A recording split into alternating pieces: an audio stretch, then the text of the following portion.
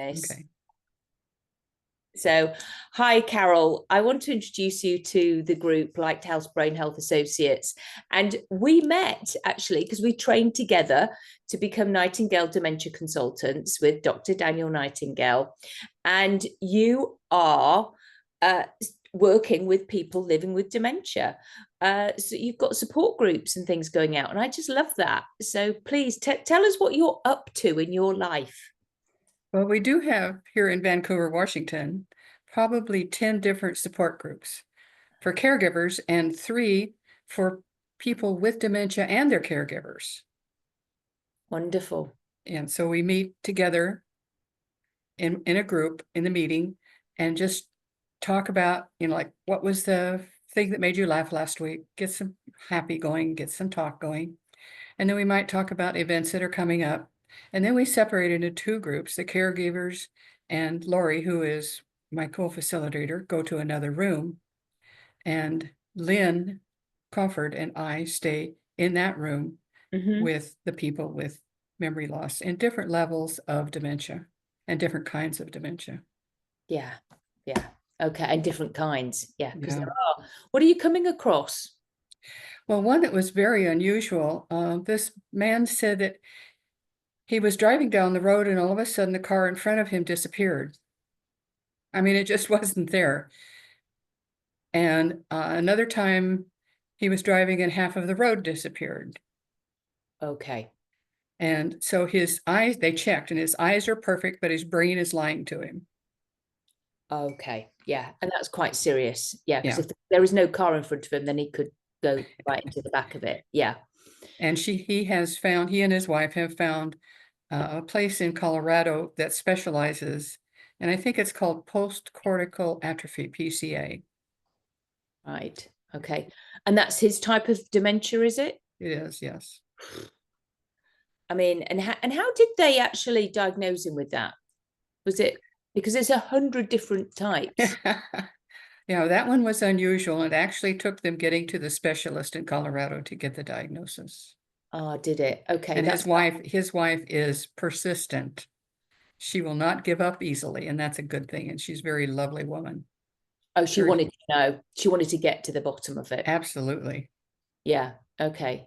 And so how are they actually treating that one, if it can be treated?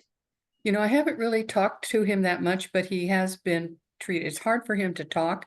If he knows what he wants to say, because he's already decided it, he can come out fast. But if you ask him a question, like many people with dementia, he finds trouble finding the word to say.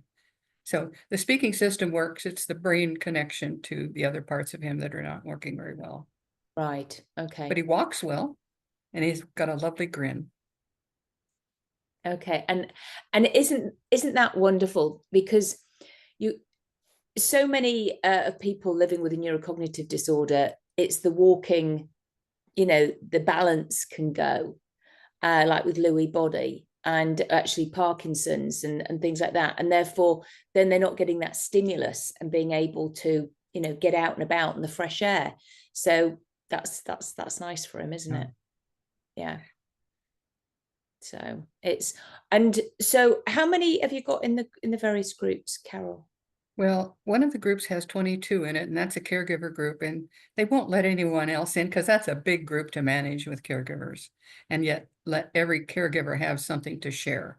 Yeah. And then we always do an education bit too. So yeah. That's nice. How long is it on for?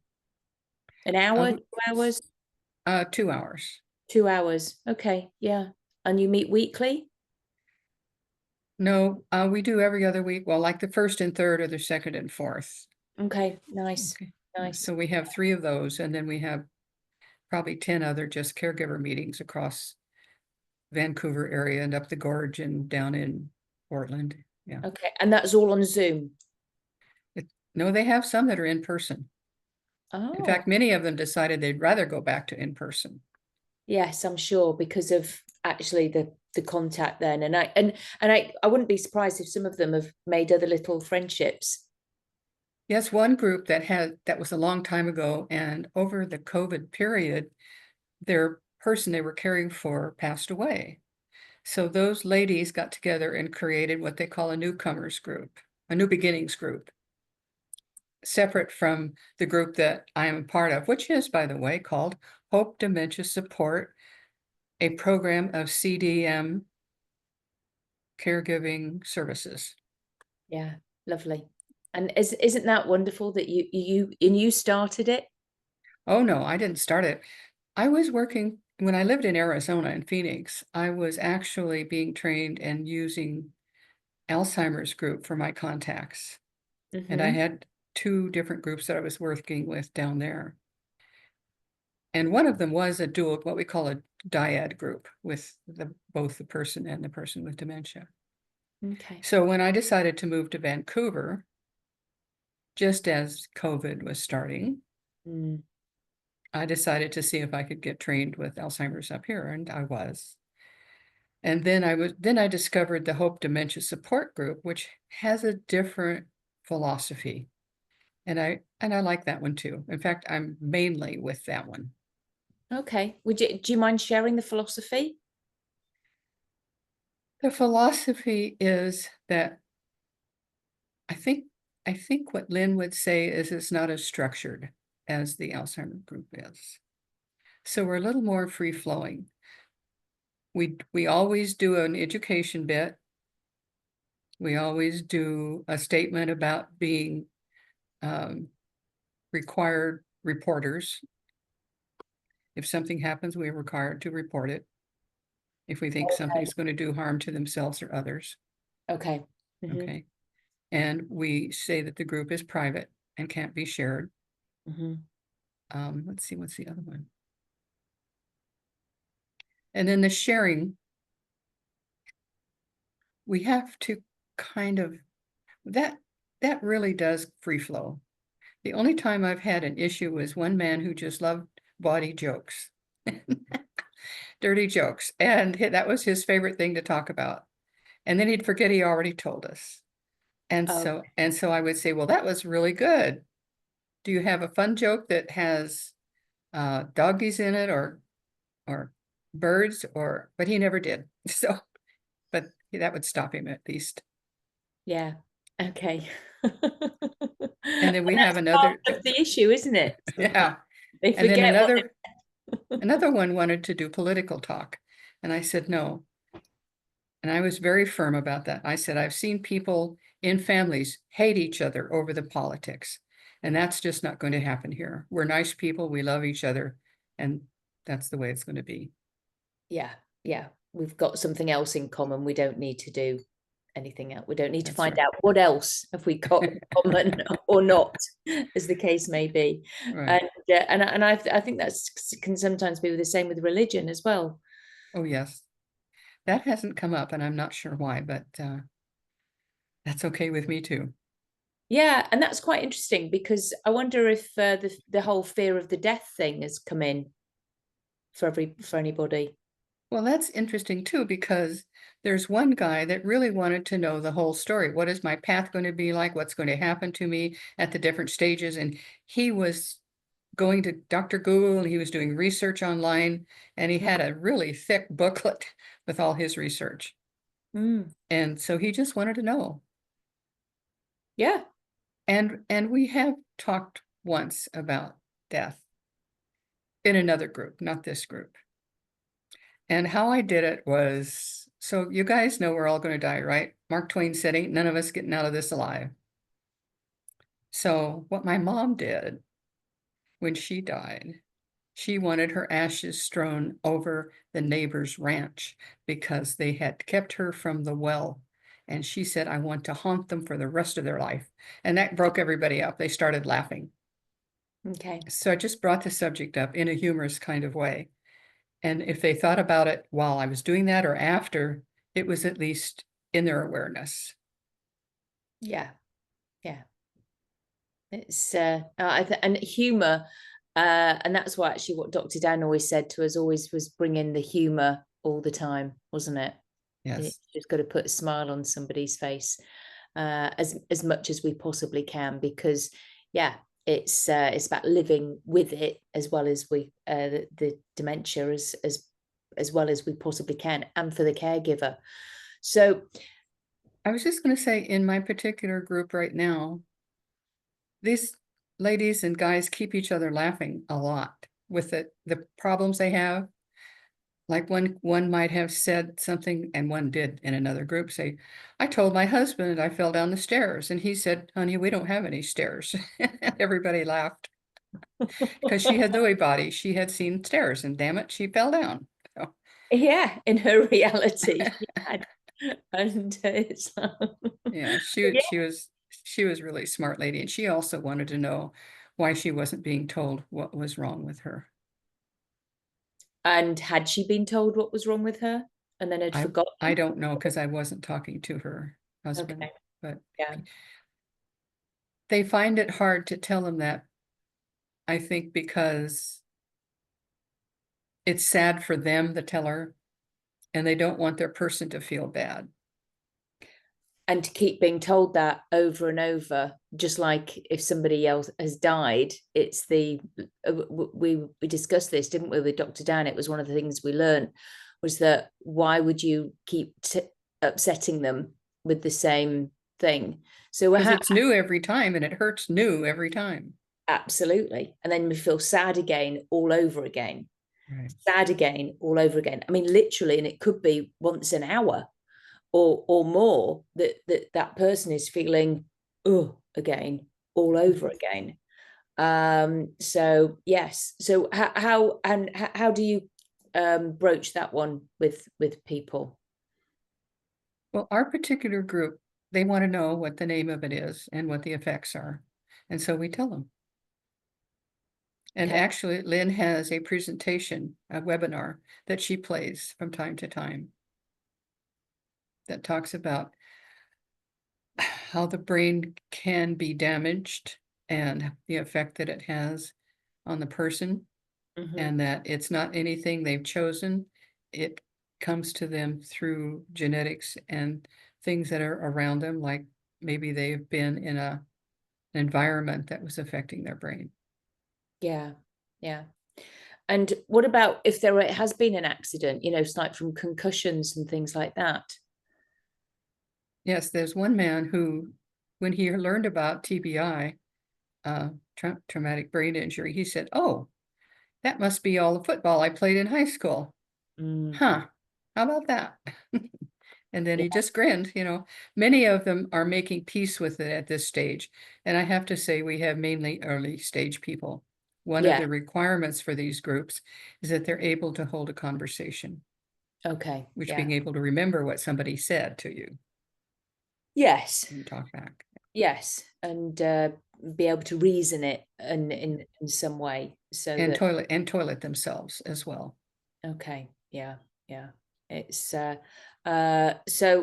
when it's acceptance around a TBI, or even they're saying that diabetes is often the third dementia. It's like, do you help with any of that at all within the group? Eating well and water? We do talk about lifestyle. Yeah, in fact, we just had one last week that was about safety, caring for yourself, social interaction, and muscle strength. Yeah.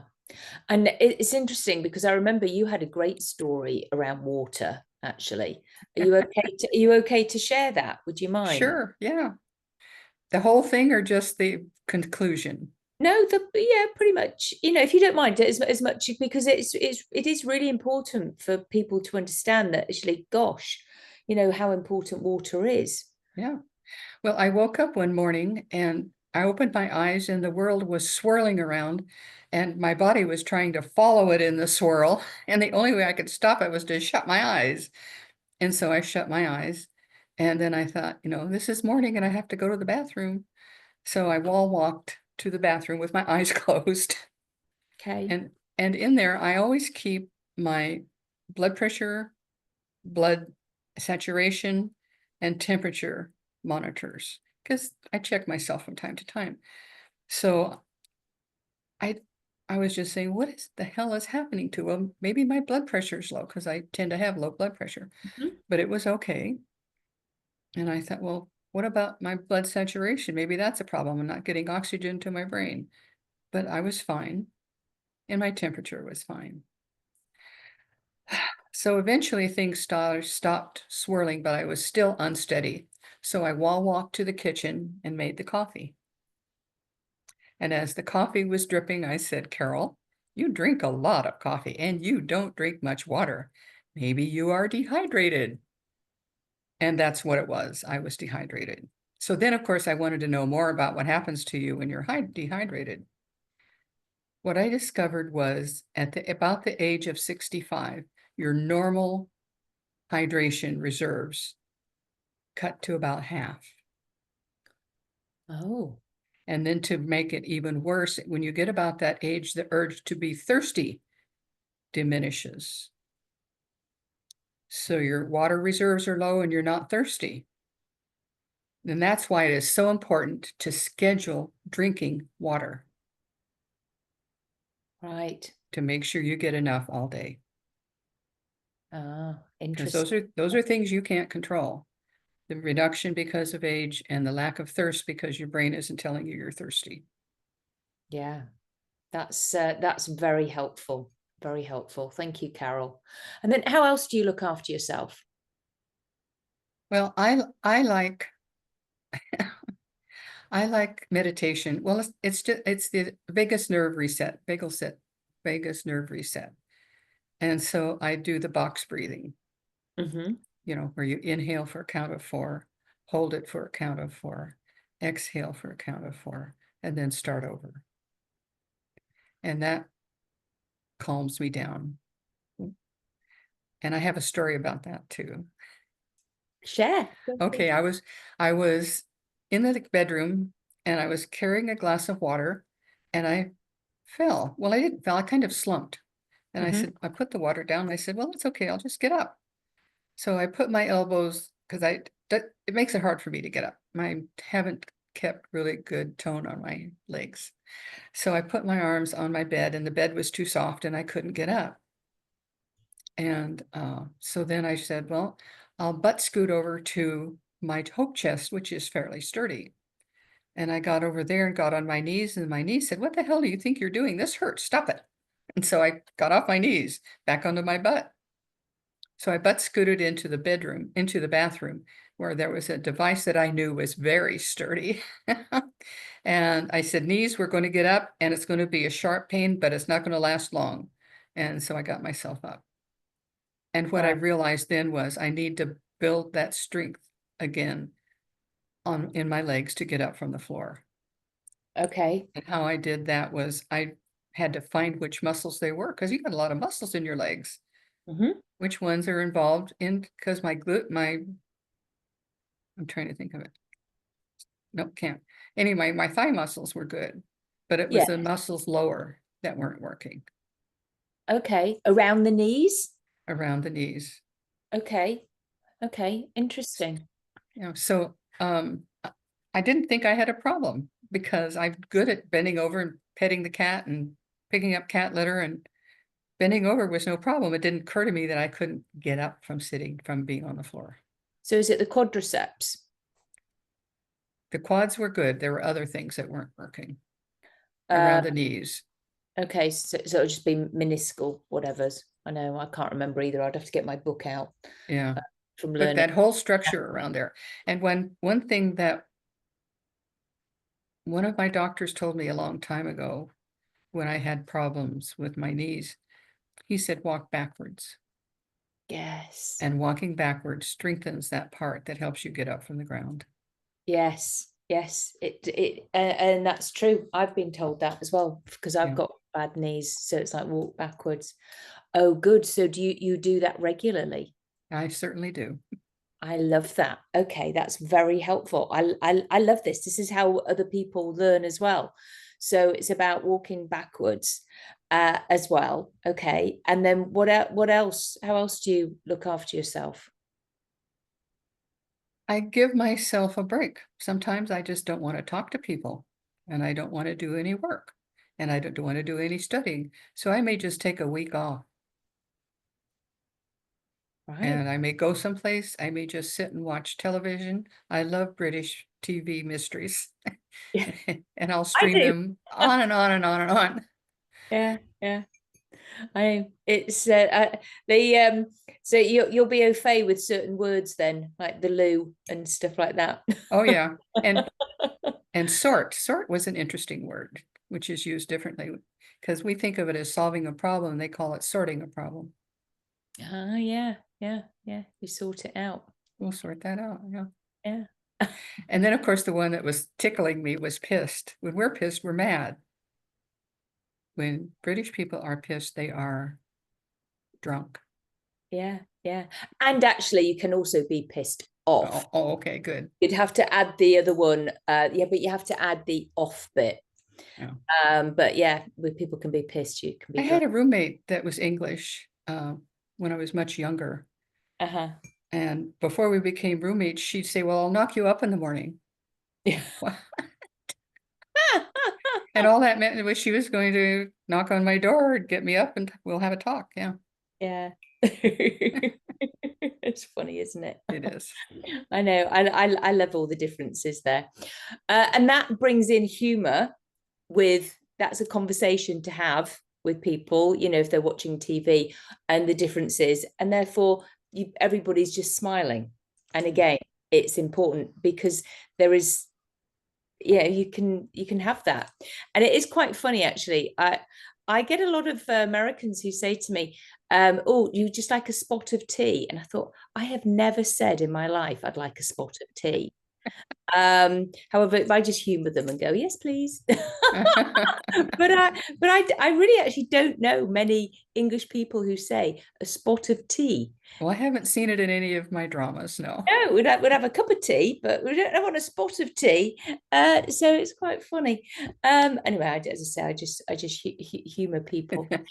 It's fine because it must be them, because there may well be an area in England that does say that. Because just like in America, there's different, in England, there's different. Oh boy. So it's like, okay.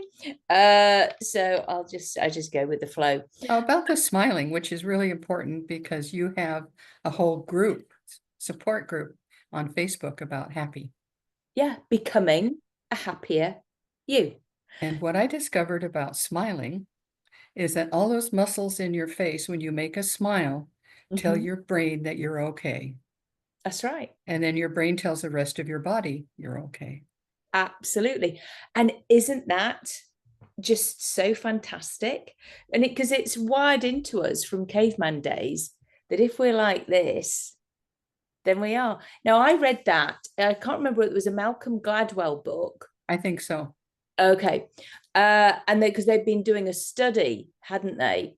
That and they were all doing the facial muscles. There was a whole group of people, and they were figuring out and like what works what, and they all felt really glum and unhappy when they were doing all the frowning muscles, figuring out which moved what. And then when they were doing all the happy things, they realized how much more upbeat they felt. And it's true, because so even if we fake smile, it still works. It still works because it's hardwired. It's a trick for the brain. And I used that when I was on roller coasters, because I really wanted to, because I get motion sickness, and I really wanted to do the Harry Potter rides. And so there I was smiling away. And my husband was going, what are you doing? And I'm going, I'm smiling. He goes, and then I had dementors and dragons coming at me, and I was just smiling away at them. Meanwhile, I was going, whoa, upside down and all over the place. But that's great. Yeah, but it's true. I did not feel as sick as I expect I would have done. So yeah, so it's quite in good. One of my groups, this lady who had been at her house forever had to move out into an assisted living. And she was, I was going to say bitching, but yeah, she was. Every time we had a meeting, she would talk about that and how sad it made her. And she understood she had to, but she was making her sad, and she'd be there and be really sad. And so finally one day I said, Lori, I want to see what your smile looks like. Can you smile for me? And she smiled and she said, is that a good smile? I said, that was a perfect smile. And it changed the whole subject. Yeah. It was a pattern interrupt, if you will. Absolutely. And that's why actually studying NLP, neuro linguistic programming, is so helpful, because you just got, oh, yes, I know what I ought to be doing right now. It's a pattern interrupt, and just changing that out. And that's why it's so useful. And I love that we've all had, and actually, I'll just share this with you, Carol, because you'll find this amusing. Bob Burns, I was on a workshop with him, and he said, in our life, at some point, we are born, obviously, and then we all know that we're going to die. And in between that, we all become a master NLP practitioner. Oh, that's great. Yeah. I know. I thought it was really funny. Because yes, because so many of us, we're intrigued by it. And it is quite, and it's fascinating. And then what's so wonderful about it is that from that we become so self-aware of just, our senses, and when other people are doing things. And I just love that, because it's like, oh, I hadn't thought of that. And you can play games and all sorts of things with it, and it's very, very clever, and we all do it. And another pattern interrupt is mindfulness is just that. What are three things you see? What three red things you see? Yeah. Yeah. Yeah. And a grounding technique that I use, that within, and I know therapists use it. If somebody's needs grounding because they've got high anxiety, is 5 things you can see, like you just said, 4 things you can touch, 3 things you can hear, 2 things you can smell, 1 thing you can taste. And I often say with the smell things, I said, and smell your armpit. And then that makes it fun. Of course. And then people laughing, and you cannot have, like we just discussed, that you cannot have anxiety when you are laughing. No, the pattern interrupt. Well, I'm glad you said that, because I forgot the sequence. So thank you. Yeah. And then of course you can do the breathing, and and whatever breathing technique that people choose to do. I like this one because it's immediate for a panic attack. And you probably know this already, Carol, but it's the you go, hold it, it's immediate for the chest, immediate, great for a panic attack. And of course, sometimes we have people who can't actually do that because of maybe COPD or this or that. So hence, that's why we have so many different breathing techniques. Right. And I like one that starts much like what you just did, and then is a loud huff out. Yes, or you could, and yeah, you either, yeah, like a big dump out. Right. Yeah, absolutely. So you can do that, and then that, or whatever. It's like, as you said, so many. Yeah. So, and I love that for us, as people, as human beings, that we can have so many. So it's so we know that you drink water. You have a timer. Do you have a special watch? Not for that, but I have a special watch for not if I fall down to get emergency help. Okay. And I learned about that from one of the guys in my dementia group. Okay, tell me more. I saw that on his arm, and I said, "What's that?" And he said, "Well, my wife got that for me, so if I fall down, I can get help." And I said, "Well, can you tell me how it works?" He said, "I'll show you." And he pressed the button, and a little voice came on and said, "Do you need help?" And he answered and said, "No, I'm just testing." And that was the end of it. Ah, and do you test it every so often? I test it every so often. I actually had to use it for real last 2 months ago. I was in the garage, and I was leaning on something that had wheels, and it started to get out from underneath me. And I was climbing, trying to get on top of it, and the wheels kept going away. And finally I said, I'm not going to get this, so I might as well just let it go. So I just let myself slump.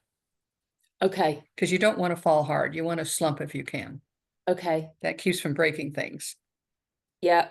And so you slumped. Yeah. So I pressed the button, Yes. And they came up and I told them, and 15 minutes later, an ambulance with 5 people came. And they helped me get up, which was interesting because I still hadn't had my strength on my legs yet. They had a man put his feet in front of my feet so they wouldn't slide forward as I went up, as they pulled me up. Oh, yes, of course. So to stop, to act as a brake. Yeah, Yeah. right. Unlike this wheelie thing that you were running away with.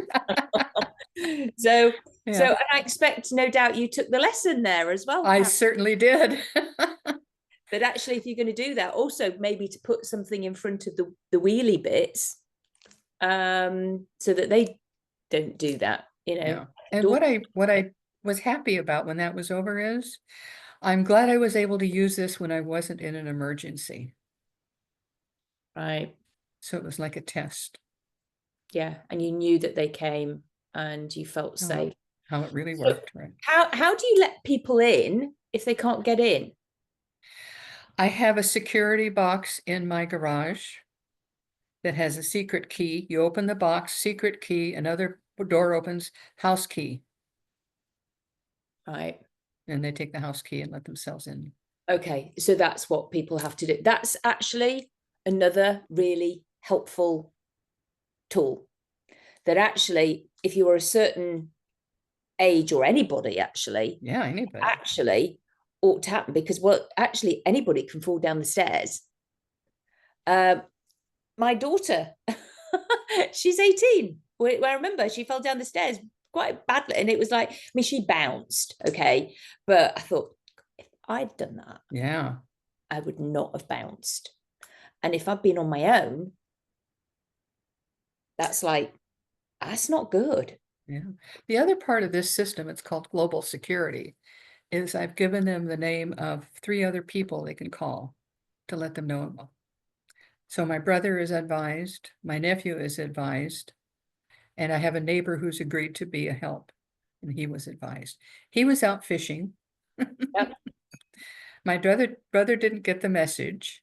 I Mm-hmm. must have given him the wrong phone number. And my nephew was in Portland shopping. So I Okay. immediately called after everything was over and let everybody know that I was fine.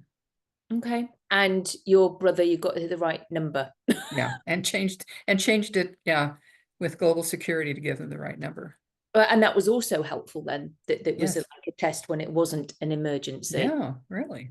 So there you go. Okay, so that's yeah. I'm glad that, I mean, I know we don't want you falling away, with the roly thing, but you knew to slump.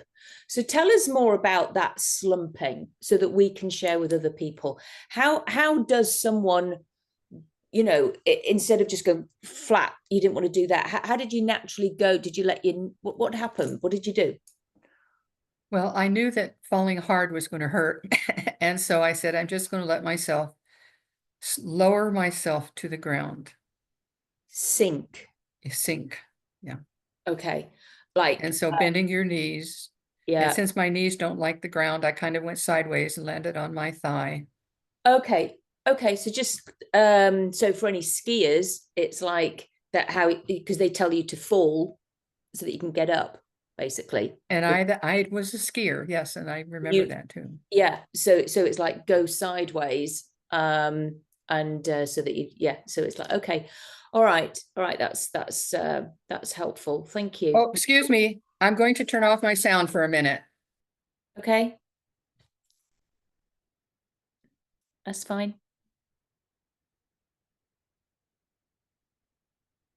You're still off sound. Oh, you're talking to somebody. Carol's talking to somebody. A minute. That's the sound that happens when my cat gets a treat, but he's going to have to not get a treat right now. I forgot to turn Oh, it off. oh, I see. Was it a big loud sound? We don't mind for the putty cat. Is that okay? Yeah. Okay. There you go, feed the putty. I'm going to turn off my picture then, my Okay. video. Okay. Okay, Miss Julie, you get your kitty treat. Here it comes. There you go. We can all hear the cat getting a treat. That's so cute. And so I think that's really helpful, Carol. we're going to make sure that we get the link for that band for other people. And Carol may have disappeared, but I think, Hang on. Yeah, you don't need to put it in now, but that I was just going to show you I don't know if it'll show. Oh, okay. Yeah. Bell. All right. Just back a bit. Okay. So people can find that, I assume, on Amazon. Yeah. Yeah. Okay. That's it, because it's a help, it's a resource for people. Right. And I'll find that anyway, and I'll put it in the links for the for everybody. I have heard that the eye bracelet, the iWatch, the iPhone iWatch, Mm-hmm. actually has a fall detection. I don't have fall detection. The Apple Watch, I think. Yeah. Apple Watch, that's the word. Yeah. I know. You see, So if you can afford an Apple Watch, that would be a better solution. Right. Okay. Yeah. And some people might have one already. Yeah. So it's okay. That's it's just all helpful stuff, you know. It really is. Because people wonder what to do. I think that's you know, as I say, very, very helpful. And so I'm going to keep on asking, because you're coming out with real gems. How else do you look after yourself? Well, sometimes I'll order flowers for myself, and I love roses. And so I will get myself a bunch of roses. Okay. And I look at them and I just love roses. They make my heart sing. So yeah. Yeah. I like that. And reading, what are you into? What are you into reading wise? Well, I'm still doing a lot of classes, so I'm reading material from the classes. But I forgot that I enjoyed reading nonfiction. And I picked up a book that I had around here. It was a science fiction book, and I love science fiction. And I realized that I'd forgotten how much I enjoy it when there's a good writer, and the visual, audio, kinesthetic, gustatory stuff is all in the descriptions, and you can just get yourself into the story. That feels good. And I'm sorry, I forgot that I used to love doing it. So I'm doing it more. I know. Do you know, I because I'm reading a lot of our stuff that we do, you know, and I just think, oh, I would almost love to go away for a 2-week vacation and just read a load of good novels that I like. I like historical fiction, and you know, Con Eagledon, Ken Follett. You know, it's like, because I'm learning something as well at the same time. I used to read prolifically those types of books, and I just haven't. And it's I mean, and sometimes, you know, I just wouldn't be able to go to sleep at night because I'd be waking, you know, couldn't put the book down. So yeah, it's a shame. And actually, then because of that, I probably don't read quite for as long as I used to. Because there's only so much information we can take in from our colleagues and things like that. And I like to support my colleagues. I buy their books. Yeah. You know? I just bought Hypnodontics. Oh, have you just bought Beryl's? Yeah. Yes, It's been around how long? I know. I think I bought that probably about 3 or 4 years ago. It's a great book. Very, very helpful. So, but again, it's like we keep on supporting our colleagues. I've got Oh, I just thought of something that is my favorite thing to do when I'm thinking I can afford it. And that's to get a room in a nice hotel, get room service, use their sauna, and just relax. Nothing I'm responsible for. The cat's fine at home. And wow. I might stay there 2 days and just reset. It's like resetting my whole spirit for a period of time. Wow, that's nice. Yeah, yeah. And do you have some favorite foods that you like to eat, Carol? Oh, Indian food. Indian. Okay. Yeah. And actually, again, we because as people mature, our taste buds goes. So it actually having some spice and tasty food is actually helpful.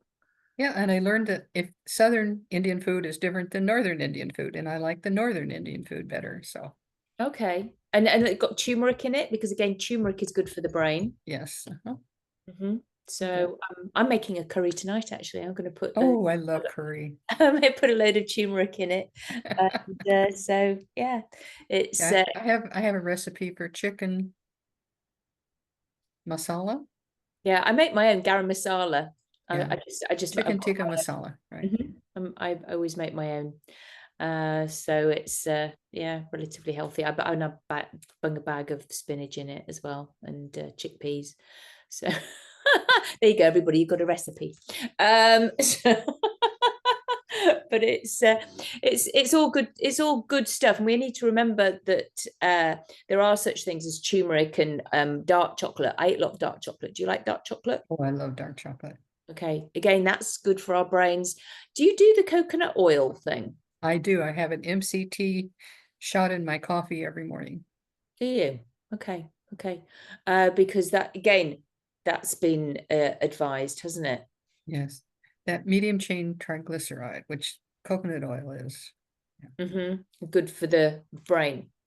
And yeah, the brain actually prefers that for trying to think what for energy rather than carbohydrates. If you stop the carbohydrates, your body will use the medium chain triglycerides preferably. Okay, so that's why it prefers avocado fat. It prefers butter. It prefers actually an avocado oil. I use a lot as well. So that's interesting. But the I might I haven't actually been putting coconut oil in my coffee, but I might start doing that. I will do that. Thank you, because I've got plenty. So yeah. I just ran out, so I've got an order into Amazon. Yes, there you go. So it's and I mean it's good because it's not expensive, and you can get it everywhere. So it's you can get it at the supermarket, and same with turmeric, it's relatively easy to get and add to your food. Okay, that's helpful. And Another thing that's really helpful is vitamin D. They're finding that more people are lacking vitamin D. And your yeah, brain needs vitamin D. Well, your whole body needs vitamin D. So yeah. And I had somebody else say that it's actually getting a vitamin B complex is useful as well. yes. For And vitamin B12 specifically helps your brain know where your body parts are in space. And so if you're stumbling because your brain doesn't know where your feet are, you might think about that. Talk to your doctor. yeah, yeah. Because There's we can suggest, but we don't diagnose or prescribe. no, you might like this, you might like that. Exactly. You could if you wanted to, and that's Right. about it. So yeah. Because there is actually such a thing as people drinking too much water. Well, yeah, you can definitely drown. That Yeah. happened in Phoenix actually once, about 10 years ago, I think. But somebody drank too much water and Yes, they died. Yeah. yeah, it's like you A just young person. yeah. My daughter's friend, she did that because she had to go. She was in hospital drinking too much water. It's like really? That's why I knew that there was such a thing. You just think that you'd keep weeing it out, but yeah. So interesting, isn't it? Very interesting. Yeah. So, and how do you play sort of like word games, puzzle games? I know you read. You've just told me, but you're looking Oh, all for the time. myself? Yeah. Yes, I do. I've got one that is a crossword puzzle. It's built like a crossword puzzle, but it's a math puzzle. Mm-hmm. So it will say blank plus 7 equals what? Or 24 divided by 2 equals what? And then Mm-hmm. that 2 will serve in an answer for another one, and then that answer will serve. It's like a crossword puzzle, but it's math, Oh, nice. Yeah. arithmetic, I should say. Yes. Well, you're good with that because you're an engineer, so you'll have always been good at math. Yeah, that's a funny story too, but I don't know that it's appropriate here. That's okay. So, well, if you if you want to share, feel free to share. Well, gosh, since this is International Women's Day, Mm-hmm. I went to a university in Colorado and wanted to get into the engineering department in the 70s. And the dean said, no, women have no mechanical aptitude. They can't do math. You're just looking for a husband. So I went to their extension courses in Denver and took the first class I took was calculus, and I got an A. Yeah. Yeah, and now there's lots of women engineers. You bet. So you laid the ground. Yes. Me and many others, yes. Yeah. Interesting, isn't it? How it's changed, you know, the whole outlook. And Finally. good, you know. Yeah. Yeah, absolutely. Well, Carol, you've been an absolute delight on here, and I really appreciate you sharing with us. And the biggest takeaway I got was that actually you helping with the groups, and I love that. I think that's absolutely fantastic because you're doing this from your heart. It's very And heart. it's so much fun. Yes. Yeah, and when you're giving, you're probably getting those warm fuzzy feelings inside because you know that you've helped people. You know, you're belonging. It's a belonging, isn't it? And we can't buy those warm fuzzy feelings anywhere. You just can't buy them. And so I encourage people who are doing learning this the Lighthouse Brain Health Associates training to actually look into setting up support groups or joining one and offering your services, because like I say, that sort of thing that it gives you, that's actually how people build their own self-esteem, is by helping other people. And we see those people with dementia helping each other in the groups. Yeah, and that's special. Very. Yeah, and to observe that, I think that's just wonderful. Thank you, Carol. Thank you so much. It's been delightful. So I really appreciate you, and keep on the good work. So It has been fun, and thank you for having me. It was fun doing that. Yeah, no, thank you. So bye-bye, everybody. Bye-bye.